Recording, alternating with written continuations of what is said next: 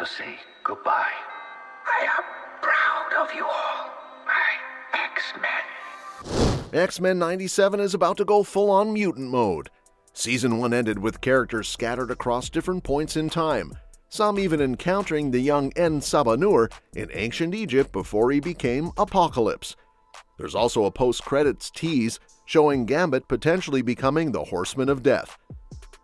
At New York Comic Con's Marvel Animation panel, show creators and executive producers Eric and Julia Lewald spilled the tea on Season 2's release and whether we'll see a Season 3. They confirmed that Season 2 is dropping in summer 2026, and yep, Season 3 is already in the works. They even treated the crowd to a surprise trailer, not yet out to the public, giving fans a first peek at Apocalypse, plus a teenage version of Jean and Scott's son, and the X-Men scattered across different points in time.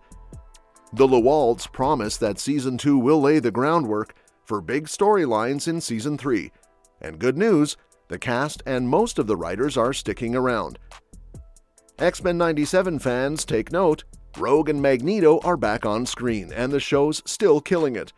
When it debuted in 2024, it became an instant hit, even scoring 99% on Rotten Tomatoes, the first MCU project ever to do that. So yeah, it's no shocker that Season 3 was already green-lit before Season 2 even drops. The series pulls inspiration from some classic Marvel comics from the 80s and 90s, like Uncanny X-Men number 200, The Trail of Magneto, X-Men number 25, Magneto vs. Wolverine, and the crossover event Inferno, Meet the Goblin Queen. At the Marvel Animation panel, they also shared updates on other shows. Your Friendly Neighborhood Spider-Man Season 2 is coming fall 2026. Vision Quest wraps up the trilogy after WandaVision and Agatha All Along. Wonder Man premieres January 27, 2026, and Daredevil Season 2 will hit in March 2026. Anyways, back to X-Men 97, and it is about to go full mutant madness. Early interviews and a major announcement at Disney's D23 Expo confirmed some characters. However, an exclusive trailer revealed at New York Comic Con confirmed a swath of additional characters.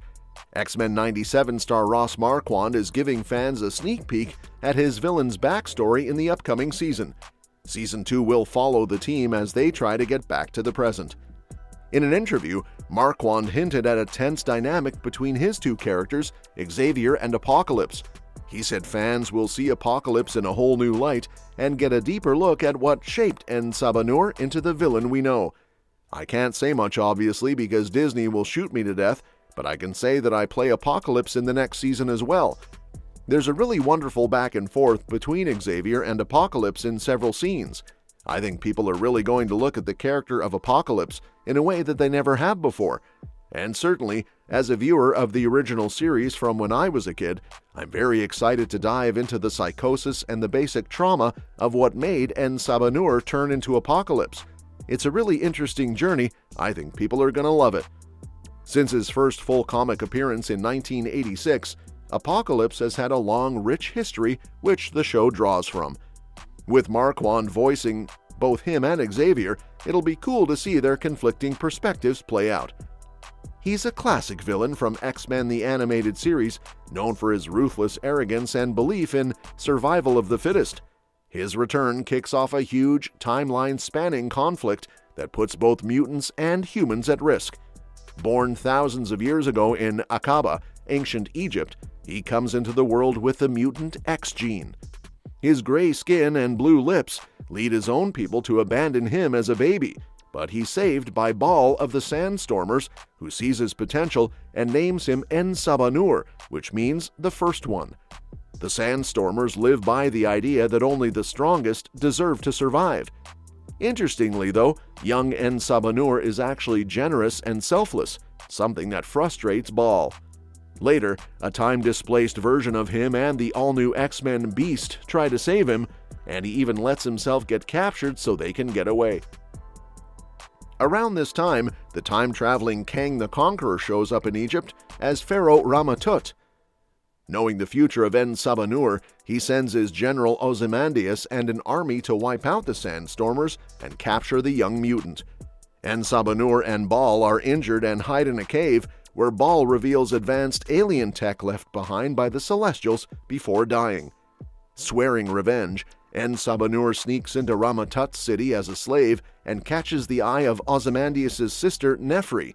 But when she sees his true form, she rejects him and turns to her brother, sparking Sabanur's rage and fully awakening his mutant powers.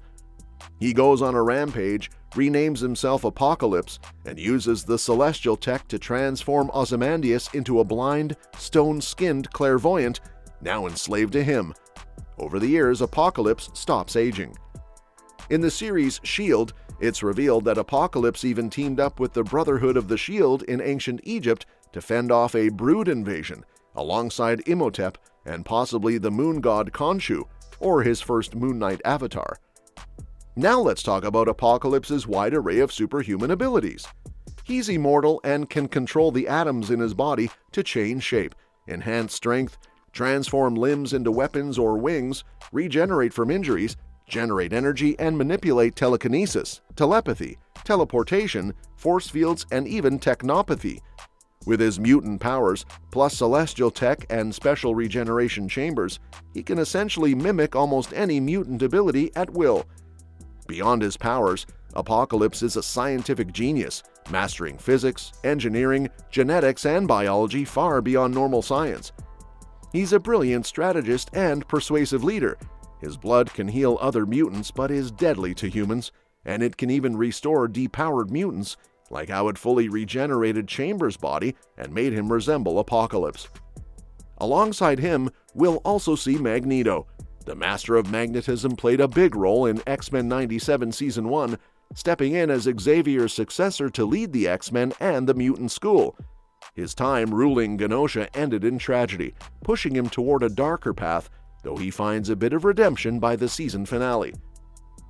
A classic anti-hero since the original X-Men, Magneto is always caught between seeking revenge and trying to do the right thing. Another is Rogue. She went through a lot emotionally in Season 1 after Magneto's death, a fan favorite since X-Men TAS. Her super strength and flying abilities fit her fiery personality perfectly. Season 2 could dive into her healing journey, especially with Gambit possibly coming back as one of Apocalypse's horsemen. Next, we have Cyclops, the X-Men's tactical leader who faced a lot of turmoil when Jean returned in Season 1. Their journey takes a wild turn at the end of the season when both Scott and Jean are transported to the future where they meet Nathan Summers, setting up an epic showdown with Apocalypse and even teasing the origin of Cable.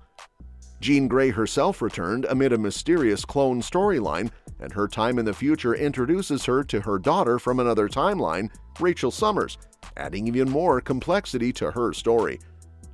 Other characters returning in Season 2 include Professor X, who's back after being lost in space and will deal with the fallout from stopping Magneto. Beside him, we have Archangel, Bishop, Cable, Colossus, Nightcrawler, Morph, Sabretooth, Lady Deathstrike, Sunspot, Omega Red, Forge, Psylocke, Polaris, Havoc, Wolfsbane, Danger, Multiple Man, Quentin Quire, Penance, Strong Guy, and Warlock, who are all back. Let me know who you are most excited to see in the comments below. And don't forget to subscribe because we'll be covering more updates on this soon. See you next time.